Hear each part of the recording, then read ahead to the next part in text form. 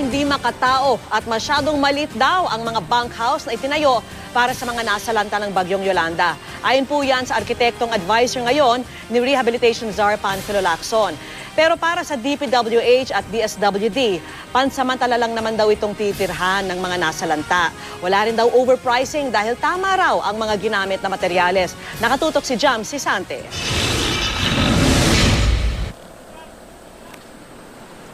Ito ang bunkhouses na pansamantalang tutuluyan ng mga biktima ng Bagyong Yolanda. Para sa arkitektong si June Palafox, hindi raw makatao ang bunkhouses kahit pasundin ang specifications ng DPWH. Si Palafox ay isa sa advisors ni Rehabilitation Czar Secretary Ping Lacson. Kasama rin siya ng mag-inspeksyon sa ginagawang bunkhouses ng DPWH noong nakaraang Disyembre. It's so indecently small. Indecently small. Would you put your family in those temporary housing? They're so substandard. Aminado ang pamahalaan, maliit ang units ng bunkhouses. Pero pansamantala lang naman daw ito dahil inaasikaso na rin nila ang permanenteng paglilipatan ng mga nasalanta. Masikip, oo, pero kung ikaw ay nasa isang kwarto na may 4 na dingding at may bubong, mas mabuti yun kesa sa nandun ka sa tumutulong tent ng LGU. Masikip, hindi maganda, dangerous, babaklasin namin para sumunod sa nakikita nilang mas pangangailangan ng mamamayan. Ganito kalaki ang isang kwarto, 8.64 square meters. Sabi ng gobyerno, kung maliit lang ang pamilya, pwede na raw ang laking ito. Pero kung 6 o mahigit yung miyembro ng pamilya, pwede raw tanggalin yung partition sa gitna para 2 kwarto yung in-occupy nila at mas malaki yung espasyo para sa pamilya.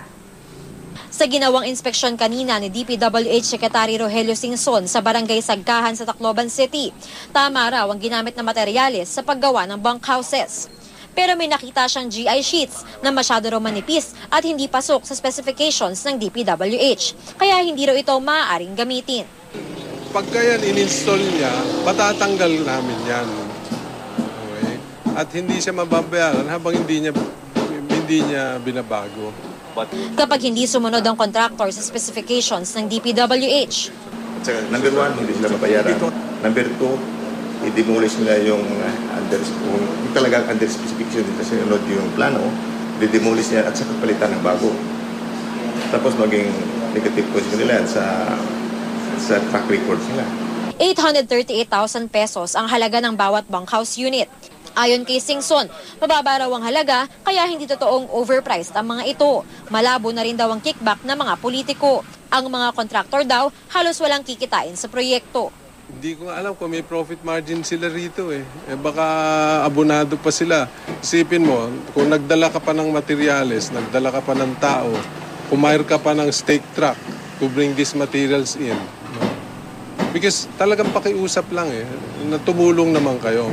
Ang grupong Camp Coordination and Camp Management Philippines na nag-akusa na below international relief standards ang bunkhouses, sinabing wala raw silang ibinigay na komento ukol sa presyo ng bunkhouses. Sa halip, ang kalidad ng mga ito ang pinuna ng grupo. Gayunman, natutuwa raw sila na tinutugunan ng gobyerno ang kanilang concern tulad ng ventilation sa mga unit. The purpose of the assistance offered by international community and clusters is to help the government and to assist those who are affected, but there was never any review of pricing or any claims of substandard things of that nature. Mula dito sa Tacloban City, Jam Sisante, Nakatutok, 24 Oras.